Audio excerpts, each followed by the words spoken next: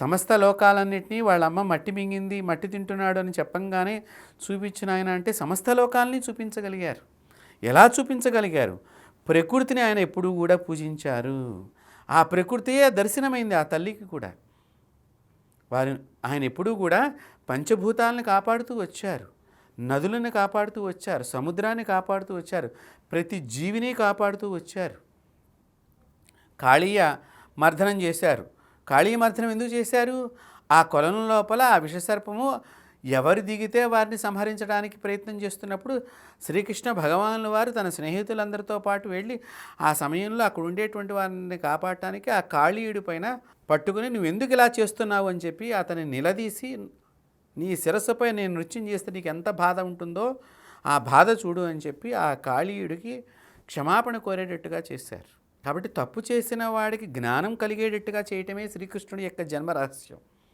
తప్పు చేసిన వాడు తెలుసుకోవాలనేటువంటిది ఆయన చెప్పారు. అంతేగాని శ్రీకృష్ణుడు ఎప్పుడూ కూడా ఎవరికి కూడా శత్రువుగా లేరు. వారి జీవితంలో, వారి మనసులోనే ఆ స్థానం లేదు.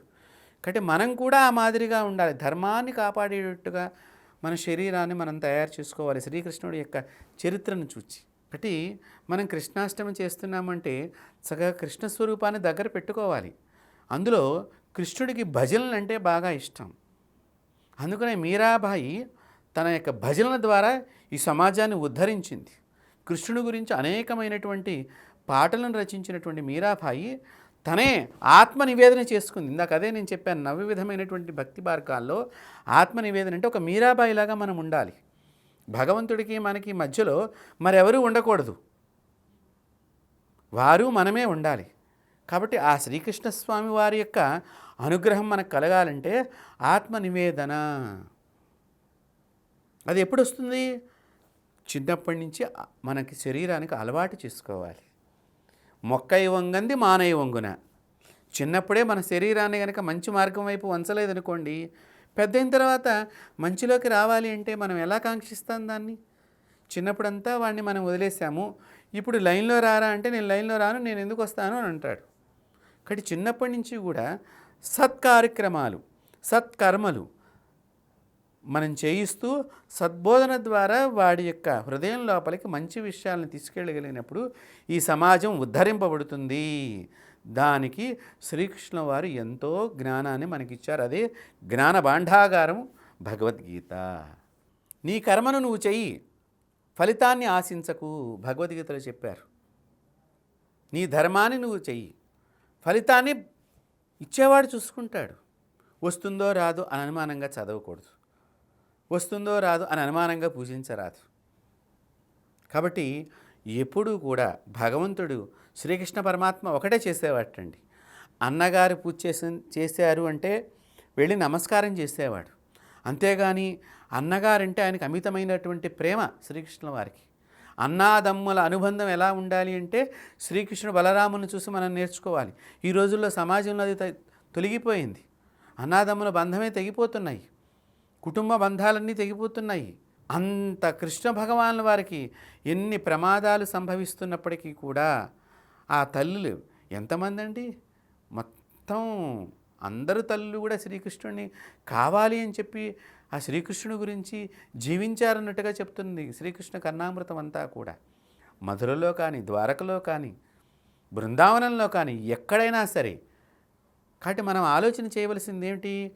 శ్రీకృష్ణుడికి భజనలు అంటే బాగా ఇష్టం. చిన్నపిల్లలకి భజనలు నేర్పాలి. ఎందుకు నేర్పాలి? శ్రీకృష్ణుడి జీవిత చరిత్రను చూసి భజన నేర్చుకోవాలి అందరూ కూడా. ఎందుకు నేర్చుకోవాలి శ్రీకృష్ణ భజన అంటే, భజన చేయటం ద్వారా ఈ రెండు చేతులు ఇలాగా కలుస్తూ ఉంటాయి. ఈ కలవటం ద్వారా ఈ చేతులకు ఉండేటువంటి నరాల ద్వారా ఈ గుండె దగ్గర ఉండేటువంటి నాడులన్నీ కూడా, నరాలన్నీ కూడా, రక్త ప్రసరణ జరిగేటువంటి కేంద్రాలన్నీ కూడా చక్కగా వ్యాకోచ సంకోచాలు జరిగి ఆరోగ్యకరమైనటువంటి శరీరం మనకి బాగా పెరుగుతుంది. కృష్ణుడి యొక్క చరిత్ర అది మనకి. దాన్ని విశదీకరించి మనం చూసినట్లయితే ఆ కృష్ణుడు ఎంత శక్తివంతంగా పనిచేశాడండి. చిన్నప్పుడు ఎన్ని చెట్లు ఎక్కాడు, ఎన్ని పర్వతాలు ఎట్లా తనకి శరీరంలో ఎంత బలం ఎలా వచ్చింది? ఆ ధర్మాన్ని కాపాడాలనే ఆలోచన ఒక్కటే ఆయనకి శక్తిని ప్రసాదించింది. పంచభూతాలు ఇచ్చిన ఈ శక్తినంతా కూడా శ్రీకృష్ణుడికి. ఎప్పుడు కూడా పంచభూతాలన్నీ కూడా శ్రీకృష్ణుడి యొక్క రక్షణ గురించి ఉండేటువంటివి. కాబట్టి ఇప్పుడు మనం అందరం కూడా పంచభూతాలని రకరకాలుగా పాడు చేస్తున్నాం. అందుకని మనల్ని పంచభూతాలు కాపాడలేకపోతున్నాయి. అవి కాపాడుకుందాం అనుకున్నా కూడా మనం కాపాడకుండా చేసుకుంటున్నాము. భూమిని తవ్వేస్తున్నాము, చెట్లు కొట్టేస్తున్నాము, ప్రతి జీవిని చంపేస్తున్నాము, ప్రతి జీవిని ఆహారం కింద భక్షించేస్తున్నారు అనేక మంది, అనేక రకాలుగా. ఏ జీవిని మన కంటికి కనిపిస్తే వదలకుండా చేస్తున్నాము. ఇది ఎక్కడ దౌర్భాగ్యం అండి?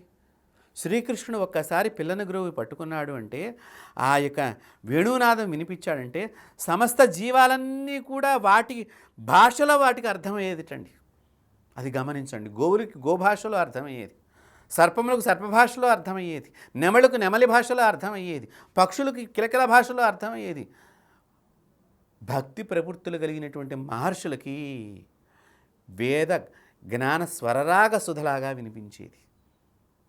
ఆహా, గీతామృతం బోధిస్తున్నాడు పరమాత్ముడు అనేటువంటిది యోగులకు, ఋషి పరంపర కలిగినటువంటి యోగులందరికీ కూడా జ్ఞానామృతం ఎంత దూరం ఉన్నా కూడా ఆ శ్రీకృష్ణుని ఒక్కసారి కళ్ళు మూసుకున్నట్లయితే ఎదురుగుండా బాలం ముకుందం మనసా స్మరామి, కరారవిందేన పదారవిందం ముఖారవిందేన వినివేశయంతం వటస్య పత్రస్య పుటేశ యానం బాలం ముకుందం మనసా స్మరామి.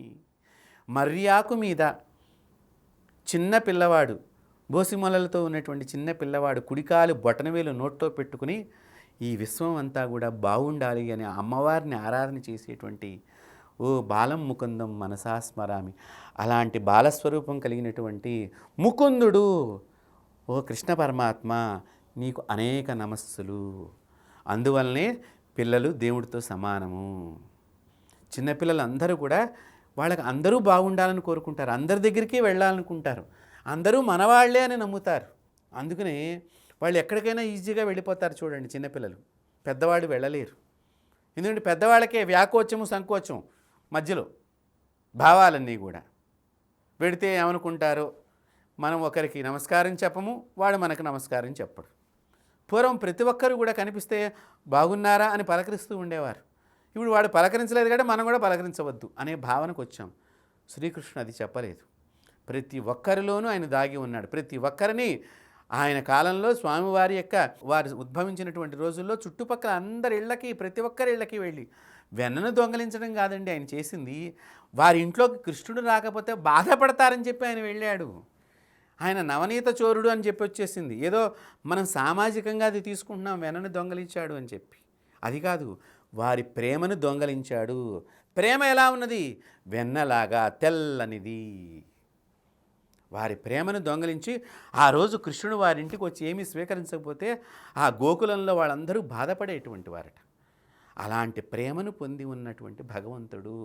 మీరు కూడా ఈ సమాజంలో అంతటి ప్రేమను సంపాదించండి అని చెప్పేటువంటిదే శ్రీకృష్ణ కథామృతం. కాబట్టి అది తెలుసుకోవాలి. ఎప్పుడైతే ప్రేమ ఉద్భవించిందో ఇద్దరి మధ్య, ఆ ప్రేమ వలన పగ నశిస్తుంది.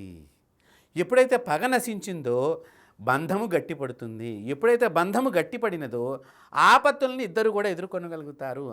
ఆపదలను ఎప్పుడైతే ఇద్దరు ఎదుర్కొనగలిగారో ఆనందం ఉద్భవిస్తుంది. ఎప్పుడైతే ఆనందం ఉన్నదో అదే భగవత్తత్వము.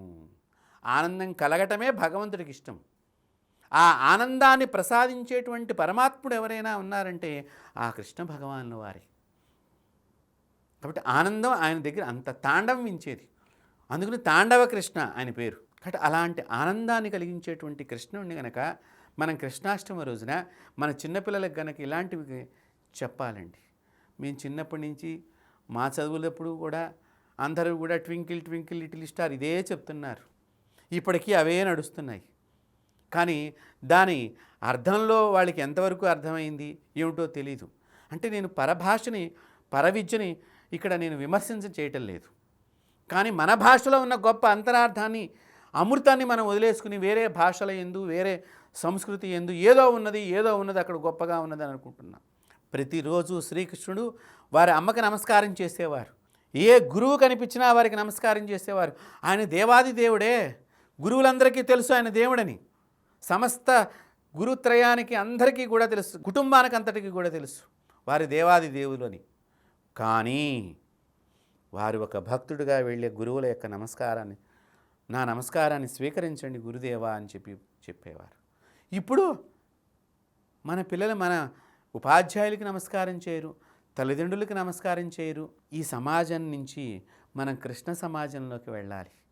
ఇలాంటి సమాజం అంటే చెడు సమాజం నుంచి మంచి సమాజం, అదే కృష్ణ సమాజము. అప్పుడే మనకి నిజంగా కృష్ణాష్టమి పండుగ జరుపుకున్నటువంటి వాళ్ళం అవుతాం. నిజమైన పండుగ అవుతుంది మనకి. కృష్ణుని పండగని ఈ పండగలన్నీ ఎందుకు చేసుకోవాలంటారు? ఆ పండగని ఏదో కృష్ణాష్టమి, ఇవాళ వెనపూస నైవేద్యం పెట్టాం, తులసిమాల వేసాం, పారిజాతాపహరణం చేశాడు కాబట్టి పారిజాతం పూలు పెట్టాము, తులసి దళాలంటే ఆయనకి ఇష్టం కాబట్టి రుక్మిణీదేవి తులసితో సమానంగా ఆయన తూచేసింది అని చెప్పి తులసిమాల వేశాము, ఇంకా ఆయనకి చాలా మధురమైన ప్రసాదాలన్నీ ఇష్టం అని చెప్పి అనేక రకాలైనటువంటి బెల్లము పంచదారతో తయారు చేసిన తీయని పదార్థాలన్నీ నైవేద్యం చేశాము, అంతా బాగుంది. కానీ ఆ తీయని జ్ఞానాన్ని మనం పొందాలి అనేటువంటి చిన్న విషయాన్ని మర్చిపోతున్నాం. అది మాత్రం మర్చిపోకూడదు ఎప్పుడు కూడా. దయచేసి మా బిగ్ టీవీ ప్రేక్షకులందరికీ కూడా మీరు కృష్ణాష్టమి రోజున మీ ఇళ్లల్లో మీరు చక్కగా కృష్ణ యొక్క పూజను నేర్పండి మీ పిల్లలకి. ఒక్కొక్క నామానికి ఒక్కొక్క గొప్ప అర్థం ఉంది.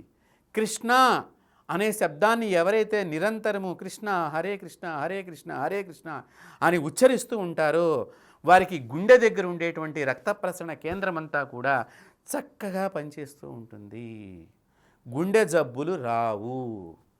అందుకనే భజన ముఖ్యం. ఈ సౌండ్ ఇలా భజన చేయటం మూలకంగా ఇక్కడ ఉండేటువంటి రక్త నాడులన్నీ కూడా గుండె దాకా వెడతాయి. ఈ గుండె దాకా వెళ్ళిన నరాల్లో రక్తం ఎక్కడా కూడా ఆగిపోకుండా ఇలా కొట్టడం మూలకంగా మీరు బాగా చూడండి. ఎక్కడైనా మన గొట్టంలో జామ్ అయితే మనం ఇలా ఈ పక్క నుంచి ఉఫ్ఫు ఉఫ్ఫు అని ఊతూ ఉంటారు, అక్కడ ఏమైనా అడ్డు పోవాలి అని చెప్పి. అలాగే ఈ భజన చేయటం మూలకంగా ఈ రక్త ప్రసరణ ఇలా కొట్టడం మూలకంగా ఈ నరాలలో ఇక్కడి నుంచి ప్రెజర్ వెళ్ళి అక్కడ ఉండేటువంటి బ్లాక్స్ అన్నింటినీ కూడా పోగొడుతుంది. ఏదైతే అడ్డుకున్నదో ఆ ధమనులు సిరలు ఏవైతే ఎక్కడైతే సమస్య ఉన్నదో అక్కడంతా కూడా పోతుంది. అందుకని కృష్ణ స్మరణం చేసినటువంటి వారికి గుండె జబ్బులు రావు, భజన చేసినటువంటి వారికి గుండె జబ్బులు రావు. మన పూర్వీకులు మన వేదాంత ఋషులు అందరూ కూడా దర్శనం చేసి చెప్పారు. నవవిధమైనటువంటి భక్తి మార్గాల్లో భజన ఒక భక్తి మార్గం. దాన్ని మీరాబాయి బాగా ప్రపంచంలో విశ్వవ్యాప్తం చేసింది. ఆ మహాతల్లికి అనేక నమస్కారాలు తెలియజేసుకుంటున్నాను. బిగ్ టీవీ ప్రేక్షకులందరూ కూడా ఈ విషయాన్ని గమనించాలి. చిన్నప్పుడు ఆ మీరాబాయి ఒక పెళ్లి బృందాన్ని చూసి అమ్మా ఎవరు అని అడిగిందిటండి. అంటే వాళ్ళిద్దరికీ పెళ్ళయింది, అతను ఆమెకు భర్త. మరి నా భర్త ఏడి? ఆ చిన్నపిల్లకి ఆ తల్లి ఏమని చెప్పాలి? ఎప్పుడో పెళ్ళైన తర్వాత వచ్చే భర్త, ఎప్పుడో 20 సంవత్సరాల తర్వాత వచ్చేటువంటి భర్త ఎక్కడ ఉన్నాడని ఆ తల్లి చూపించగలుగుతుంది. అందుకనే భగవంతుడినే భర్తగా చూపించింది. అందువల్లనే నేటికి కూడా మన హిందూ సనాతన ధర్మ సంప్రదాయంలో భర్తని భగవంతుడిగా గౌరవించే సంప్రదాయం ఉన్నది. అందుకని తప్పనిసరిగా స్త్రీలందరూ పెళ్ళైనటువంటి వారందరూ కూడా తన భర్త యొక్క పాదాలకు నమస్కారం చెయ్యాలి.